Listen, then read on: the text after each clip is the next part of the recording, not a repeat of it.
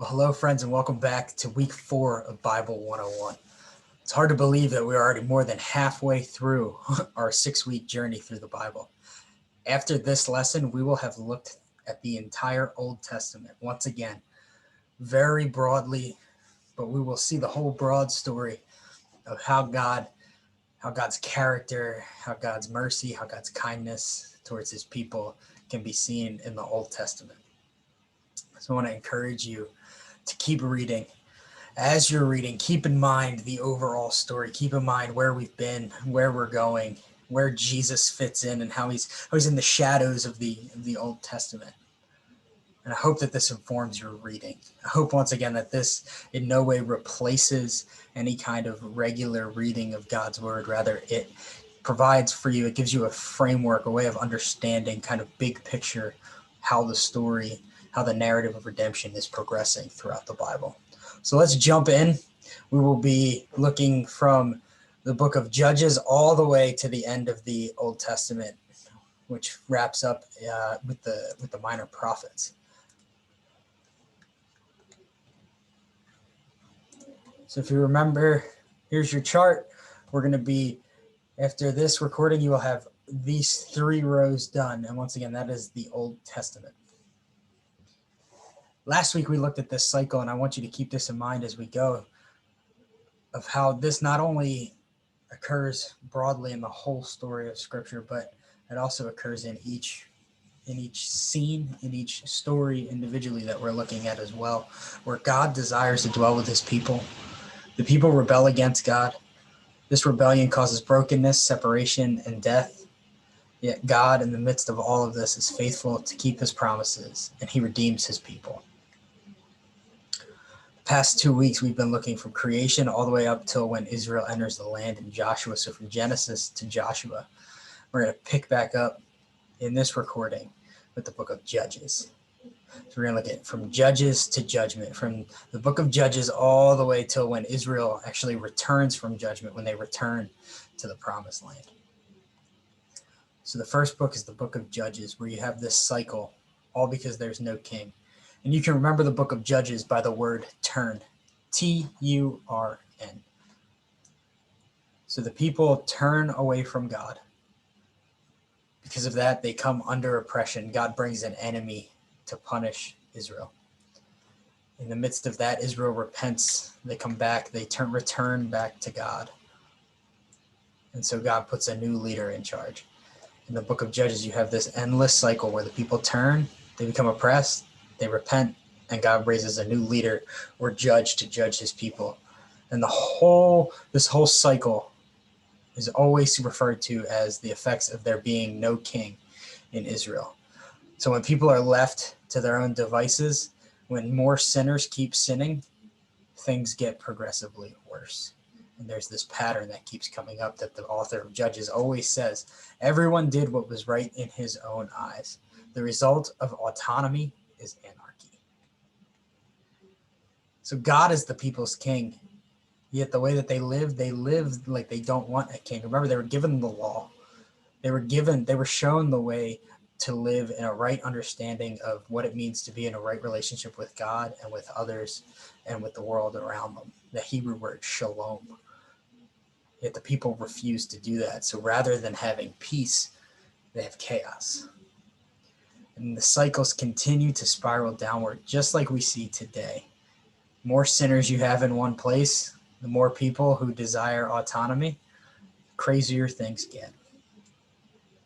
And yet in all of that, each cycle is a picture of God's patience, his justice, his love, his grace, his power, and it also gives us a little picture of the perfect deliverance that Jesus will bring. After the book of Judges, it basically makes the case for a need for kingship. Then we get into the book of Kings. So Israel decides that it does need a king, but they forget that they really had one all along. And we'll look at the 3 great kings of Israel, the first 3 kings under the united monarchy, which was Saul, David, and Solomon. We also look at, in this, we also see that King David wrote most of the Psalms, and the book of Proverbs is attributed to Solomon. Whether he wrote it or not, scholars actually don't agree on. But what they do agree on is that it is written from the lens of somebody's writing as if they were potentially King Solomon. And then after Solomon, what happens is the kingdom of Israel divides into the northern kingdom, Israel in the north, and the kingdom of Judah in the south. So God is their king. He's been their king all along. Yet they want a human king like the nations around them. This is an act of rebellion against God. They come to Samuel in 1 Samuel chapter 8, and they say, "We want a king."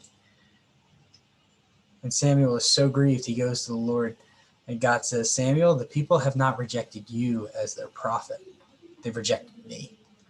This is an act of rebellion, and we see that the whole reason that the people want a king, they say, "Give us a king so we can be like the nations around us," which was never the point of the nation of Israel. They were never meant to look like the nations around them. So God permits them to have a human king, but he warns them. In 1 Samuel 8, verses 9 through 18, God says, if you want a human king, here's what's going to happen. He's going to take your sons to be in his army. He's going to take your daughters to be his servants. He's going to take your fields to produce his crops. He's going to put managers over you. So God warns the people, here's what asking for a king, here's what having a human king means.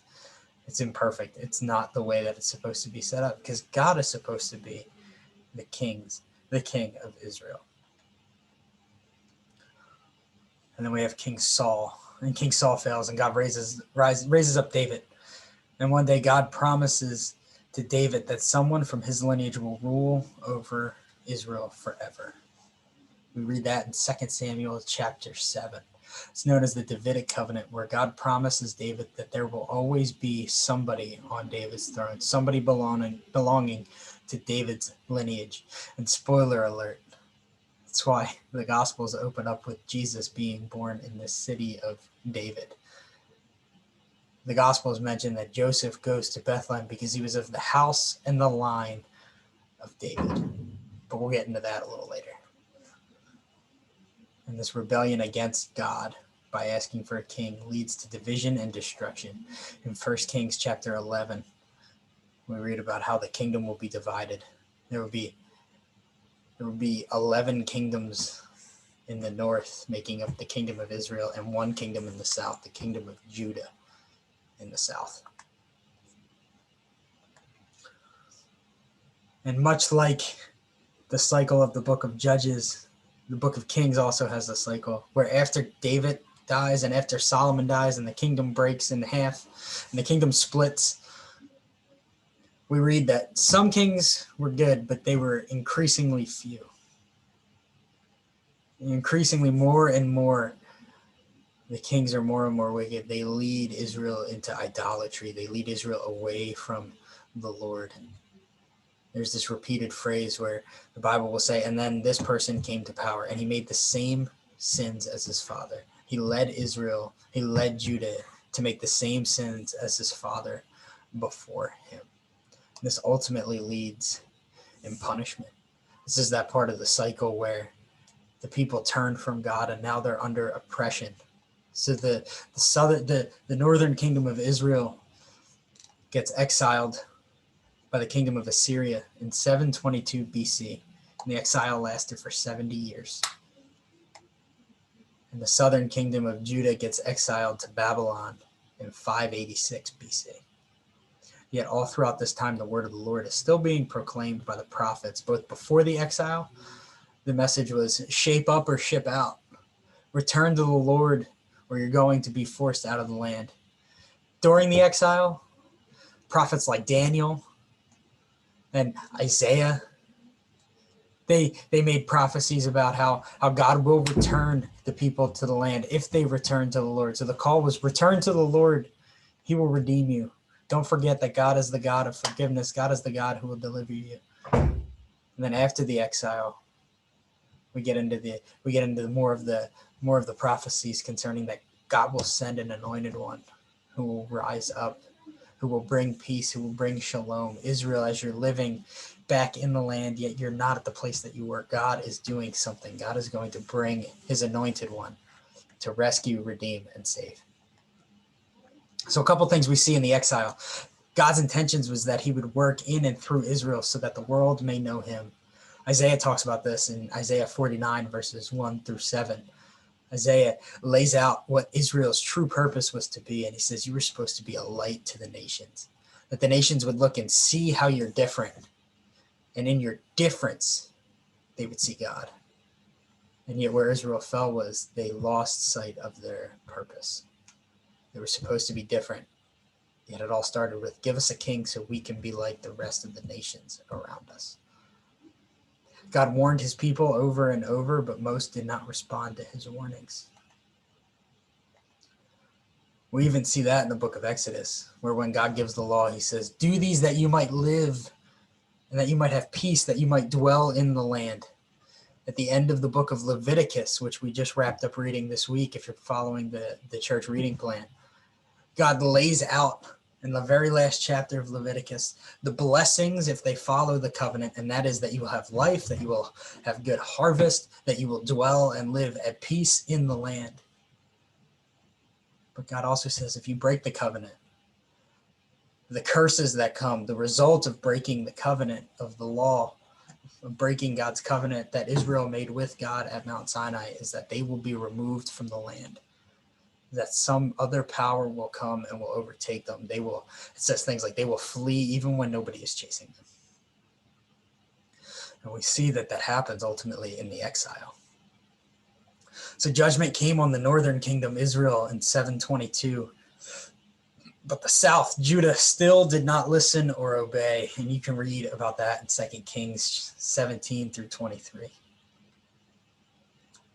Eventually, the southern kingdom of Judah was destroyed with very little hope of ever being a nation again. In 2 Kings chapter 25, they fell to the kingdom of Babylon. Yet God always keeps his promises. God always keeps his promises, and his word is still being proclaimed through the prophets, even in the midst of exile. And there is a return. In the book of Ezra and Nehemiah, we read about how the temple, there's a plan for the temple to be rebuilt, how there's a plan. Nehemiah writes about rebuilding the walls, and the prophets start talking about this one who's going to come, this promised Messiah, this promised anointed one who's going to come from God. So to give you a little bit of a framework to understand kind of what's happened, Israel rose to power. They lived in the promised land and they enjoyed a lot of military success, especially under Joshua, and then a little bit under Saul, and then David expanded the borders. He doubled the size of the empire of Israel. And then they split. And in their increasing rebellion, God sends another. And the kingdom of Assyria rises up and consumes Israel and forces them into exile. Yet the southern kingdom of Judah still survived until an even bigger, you can look at these kind of like Pac-Man, until an even bigger kingdom came, which was Babylon.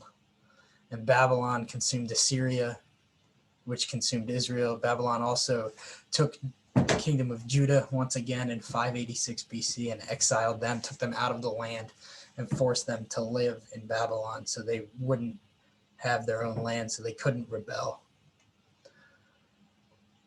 Then the kingdom of Persia rises up and conquers Babylon. That's where we have this return to the land. This is under the Persian Empire. So God revealed that the Israelites would be in captivity for 70 years in Jeremiah 25:11. Jeremiah says that this will not last forever. It will last for exactly how long God determined it to last, which was 70 years. Here's what Jeremiah says. This whole country will become a desolate wasteland, and these nations will serve the king of Babylon for 70 years. Yet at the end of those 70 years, a new king came, King Cyrus with the Persians. And we read about Cyrus's decree in Ezra 1:1-4. It says, the Lord purposed in Cyrus's heart to allow the people to return to the land, to make sacrifices, to allow the people to rebuild the temple and the walls. So humanly speaking, it was impossible for Israel to be reconstituted as a nation. Yet only a completely sovereign and all-powerful God could use a pagan king to accomplish his purposes. And we see that both in Nebuchadnezzar. Well, we see that in Sennacherib of Assyria and Nebuchadnezzar of Babylon, and now here King Cyrus of Persia. We also see by God allowing Israel to return to the land that God always keeps his promises, and he was preparing for the ultimate rescue of his people and the entire human race. And that's where the Old Testament leaves us. It leaves us in a sense of expectation, in a sense of waiting. Okay, so God punished his people and he brought them back. What is he going to do next? How is he going to continue? What is the story going to do next? Because the people are back and they're living in the land, but they're still not free. They're still living in the land, but under the control of a foreign king. And that's where the story of Jesus comes in.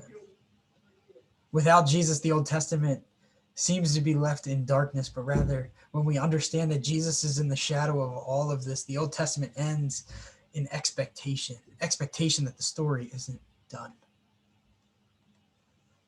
In the book of Judges, we experience the same cycle and the same selfishness. We need the ultimate rescuer to save us. The problem with the book of Judges is God rose up a judge, and that judge delivered Israel, and then that judge died.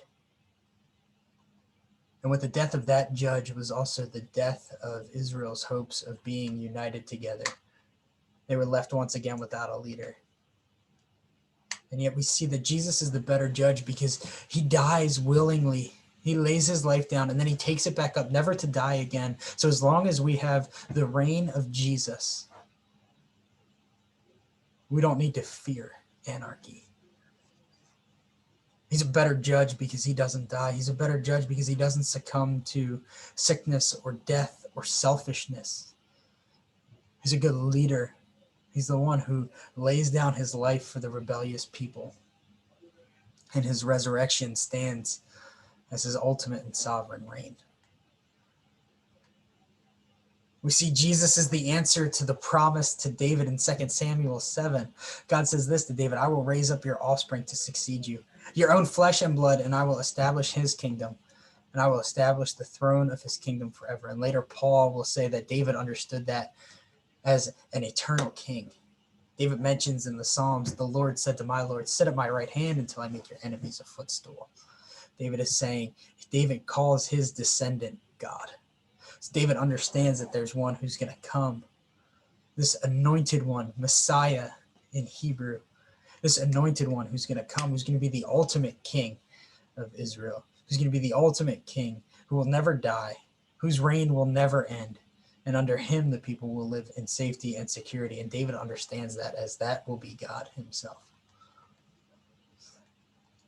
We see it in the prophets in the midst of the exile. Isaiah, in Isaiah 53, talks about the suffering servant. It says he was assigned a grave with the wicked and with the rich in his death. And yet we see resurrection in Isaiah because Isaiah says he will see the light of life and be satisfied. We see Jesus as a better king. He's a better prophet. He delivers the word of God to his people. And he does it in a way that doesn't just condemn them, but he actually atones for, he covers his people's sin. So we never have to fear being banished from the presence of God. And we see how God miraculously brought Israel back into the land and prepared the scene for the coming of the ultimate rescuer. We see that God has not given up on his people, and we see the ultimate display of God's love. Paul says that God demonstrates his love for us in this, that while we were still sinners, while we were living outside of the presence of God, while we were living alienated from God, he moved towards us. And in the whole work of redemption, what God is doing is he's bringing us back. He's calling us to return to him. And he's not just commanding we do that, but he's providing a way for us as well.